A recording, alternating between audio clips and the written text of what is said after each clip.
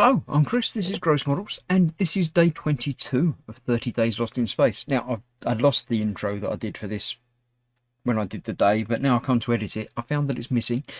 So, I haven't got the circuit. It's the same as the one we did yesterday. So, it's using that. I've unplugged it for now, because I'm a couple of days ahead. But, welcome, and I'll let Alex do the introduction, because I don't know exactly what it is, and then we'll continue on with the day's build.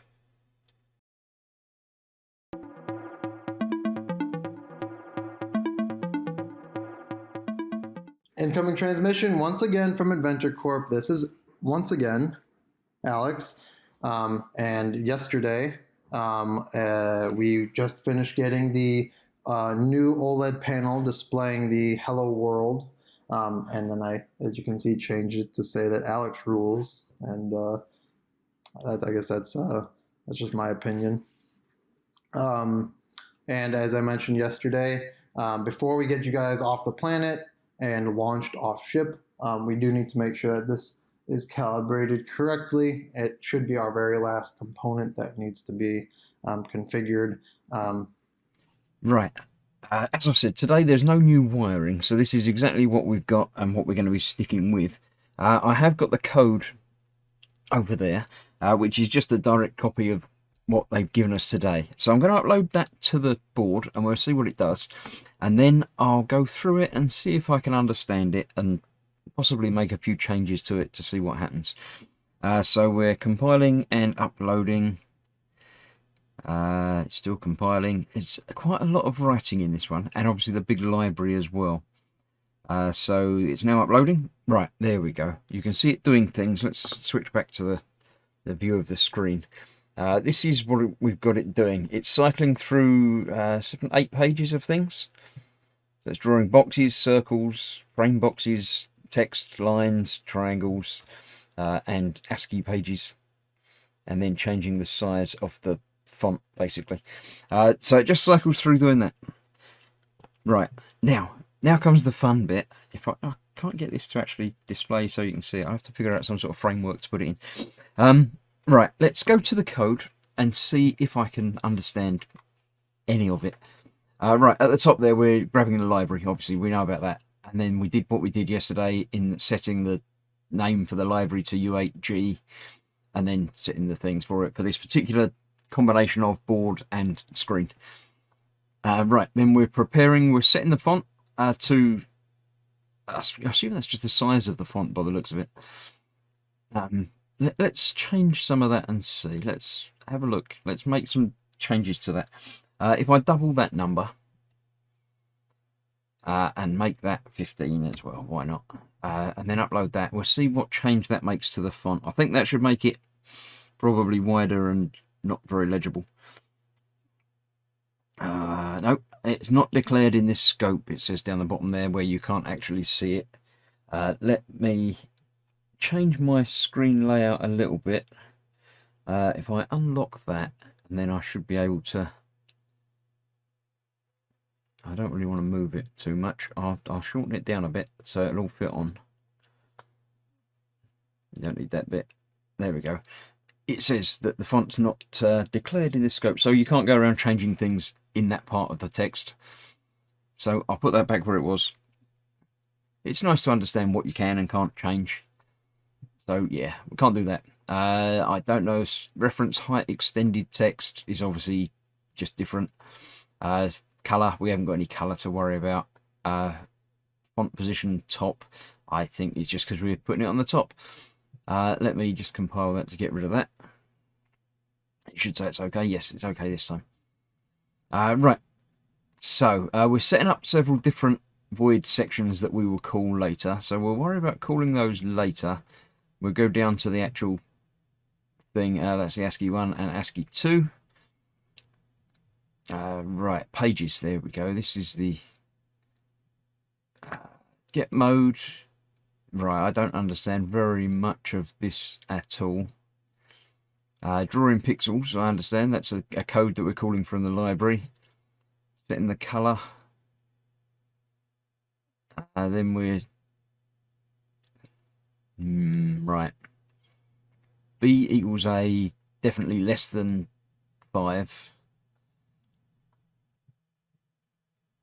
Yeah, I don't know what any of that does. They didn't actually explain any of that in the video either, so I'm gonna just ignore that and go back down to the bit that he did talk about, which was the switch case thing, which is basically saying do each line of this 3 times until that is greater than 3.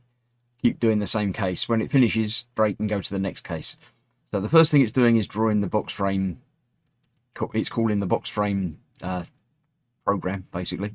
Then drawing the circles, then doing the frame, then string, line, triangle, ASCII, and then the scale thing. Right, there we go. So what happens down here, we're actually turning on the onboard LED, just so we make sure it's working. And then this is just going through, as long as there's a next page to it, do the next page and keep going around in that until you get to the end, which is the 9x8. I don't know if that's because there's 8 pages, or again, it was sort of glossed over a little bit. But yeah, rebuild the picture after some delay. I don't know, it doesn't say anything about a delay. But obviously there is a built-in delay because it takes some time for it to do everything. The drawing obviously is quite intensive for computers. So let's have a look and go through a couple of these cases, and we'll see what they're doing. The first one is box frame. All right, so we've got this the void thing. So when we call the UHG box frame, we're doing things. We're doing the first thing is drawing, or writing, basically draw string. We're writing draw box in the top position 0 0. That makes sense because it says draw box in the corner, and that's what it's doing. Then we are drawing a box. Now we've got, obviously the draw box is in orange because that's a thing that we're calling from the library. We've got 4 numbers in there, 5, 10, 20 and 10. Now the way this works is it's 2 sets of numbers. 5, 10 is the coordinates of the or of a corner of the box. The first corner is 5 pixels across, 10 pixels down. And the second set of numbers is the other corner, the opposite corner of the box, the rectangle, but not in location. It's location according to the first 2. So we draw that one in a particular place, and then from that we go 20 more across and 10 more down. So it's not drawing it in position 2010, it's drawing it in location 2010 from that one. And then we're drawing another box and bringing in the variable, the A variable, because we're going to be moving it, as you might have noticed when it was animating through, as it's still doing now. It's just about to, now, there we go. That second rectangle box is moving across because we're changing the offset A. As time goes by, that was in one of these, it might have been the bit that I didn't understand. I can't see anything. Changing the draw state, draw.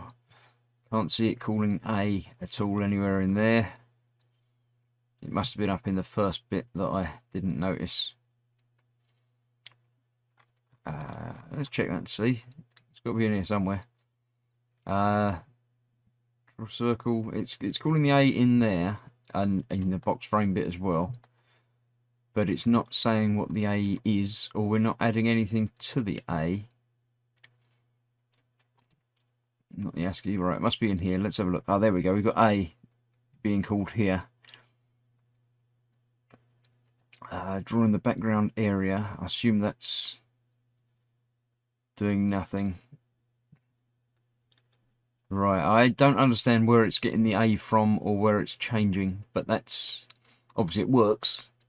So it's all to do with me. There's lots of maths and things in here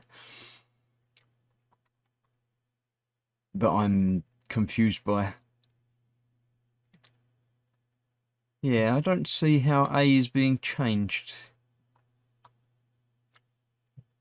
So we're drawing string 6 plus A for the set scale. Again, that's moving. The A is where it's moving, but I don't know where the A variable or how the A variable is changing. It must be in this extra page bit, because again, that's calling the A there. I don't know. Yeah, it definitely works. A must be to do with the times through the page, where it's going through the switch state. It must be increasing A somehow every time it goes through, because it obviously zeroes it again when it goes to do the same thing with the circle. So yeah, at some point it's doing that. Draw state, else if grey levels, no. It's using A there, but it's not calling A anywhere. If anyone does notice and find out how it works, then please let me know, because I like to understand these things. And I can't see anywhere that it's actually using that. So, right. Anyway, onwards from that, the frame, as I say, it's drawing that. Then it's drawing the one that moves, because it's adding the A to the horizontal number. We're doing 15 plus 30 on there instead of just putting in 45, because it's all to do with where it started off and where it moved from. And I think they just put that in to show that you don't have to have an actual number. You could have a sum or a variable in there. So then the next page is drawing the circle, which it does in exactly the same way, except there's only 3 variables to drawing the circle, or the disc. The disc is a solid circle, just like the box is a solid box and the frame is an empty box. Circle is just an empty circle, just a round pattern rather than a solid round pattern. 10 and 18 are the coordinates for the center of the circle, and 9 is the radius of the circle. So that's all you need to draw a circle, is know where to start and how big to make it. Again, this one down here is doing the same thing, but moving it because of the A number that magically changes without us knowing how it changes. Other things down there, frames and lines, again, it's still to do with where it is. Triangle is the one that's a little bit different, because if you notice on the triangle page, when it comes back round again, that one there, it's got 4 triangles that are sort of breaking apart. Basically, we're drawing 4 triangles, and the offset is changing. The offset is A, so that can't be where that's only being called when it's in there. Offset is obviously a library command, because it's gone orange. So we're writing draw triangle. We're drawing the first triangle. We've got 3 sets of coordinates, 1 for each corner of the triangle, the first, second, and the third one. So the first triangle just sits there, doesn't move. The second triangle, we've got, say, one corner is 14 plus the offset. The other one is 7 minus the offset. And the third one is 45 plus the offset. No, sorry. The first one is those 2, isn't it? 14 plus the offset and 7 minus the offset. And then the other one's 45 plus the offset and 30 minus the offset. Then 57 plus and 10 minus. So as the offset number changes, obviously the locations of each corner move. The third triangle does the same thing, except we've got 57 plus the offset times 2. So it moves faster and further. Again, same on that one. And this one, we're just adding the offset to all of them because it's all moving in a positive direction. The ASCII pages are obviously calculated and just running through the ASCII characters, units X, Y. So we're drawing the string of ASCII page 1, we're just writing that in the corner. And then it's a whole adding 1 to Y every time it goes through and printing that number to create the ASCII code for the different characters. And the same on page 2. So that's that. I understand that. The only thing I don't understand is the A bit. But as I say, it does work. So yeah, I'm not actually going to change anything in there because all it does is change the position of where things are printed. The one thing I do want to change is the bit where it goes through. There we go. I want to see what happens if I change that to a larger number. Let's make it 6. I'll double it. So I think that should make each page play through 6 times, so it should take longer to go through. The animations will all be a little bit bigger, and so the triangles will explode further. I think we shall try. It works. It's compiled. It's now uploading it. So actually no, it's just going through the draw box. It's hanging up on the draw box. No, it's just doing each thing. Oh no, it's gone back to draw box again. I've broken it.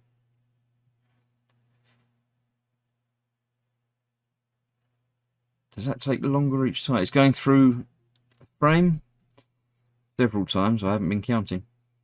And then it's doing one more on the circle each time. Let's count next time. We've got 1, 2, 3, 4, 5, 6, 7, 8 times through each thing. And then it's adding one to the next one. I don't understand how that's working. Actually, I do, because it says case 0 and 7. It's got 7 on all of those. So is that 7? 0 and 7 is 8. That's how many times it's drawing the box.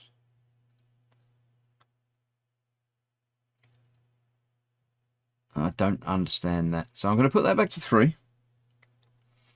I'm going to change that 7. I'm going to make that 15, because that will double it.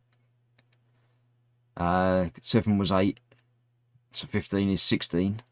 So I think it might draw the box double the time now, or double the distance.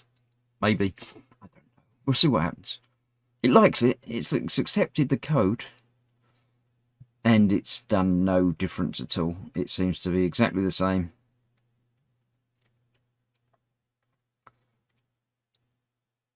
Yeah, it's exactly the same as if I didn't change it at all. So I don't know what that does.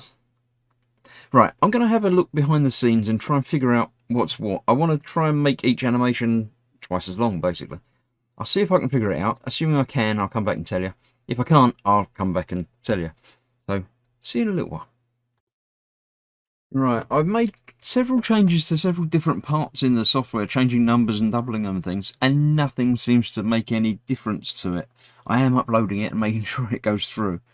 I don't know. I can only assume, and the way it is behaving, as if the A is increasing every time it goes through, and that's what's changing the layout and the opposite of things. But I don't know. I can't find anything that calls the A or changes the A or looks at the A to see if that is. The only thing. Say when the picture loop, it's printing the first page, and then it's doing the draw thing, which is calling the next case as opposed to the draw thing. So the only thing switching the draw state is the 3, but as I say, changing that didn't seem to make any difference at all. Let me just put that down to 1 and see if that does anything. I would have expected that to do it much quicker through. It does. It is going quicker through. Right. So why did that not change when I made that a bigger number? Let me make that 9, for instance.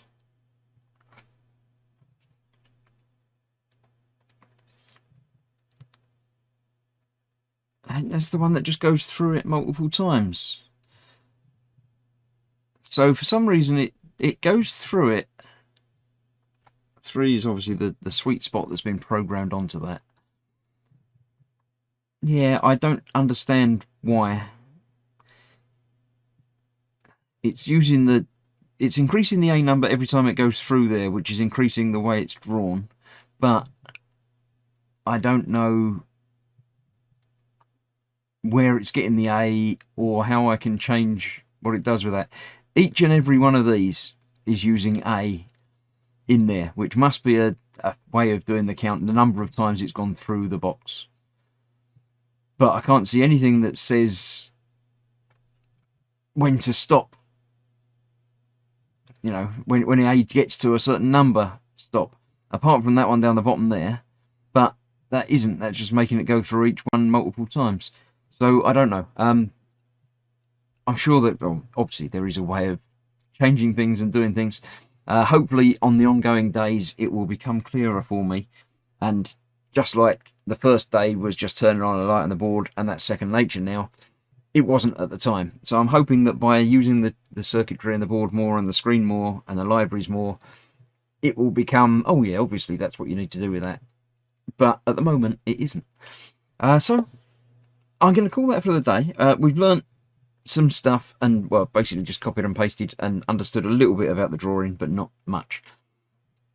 Tomorrow we shall be adding some more circuitry as well, so that's something I can actually get my fingers dirty doing. So I shall see you tomorrow for more of electronic-y things. Alex will sign us out, and he'll give us a little bit of a hint about what we're going to do tomorrow. So thanks for watching. See you soon. Bye-bye. Off. So tomorrow, you can look forward to, we're going to once again get back that 7-segment display and use it in coordination with this OLED panel, and we're going to start getting you guys online, systems going, launch prepared and ready, and preparing once again for liftoff, takeoff, and getting you guys back home. So look forward to that tomorrow. This has been Alex once again, and I'm out. Thank you guys so much.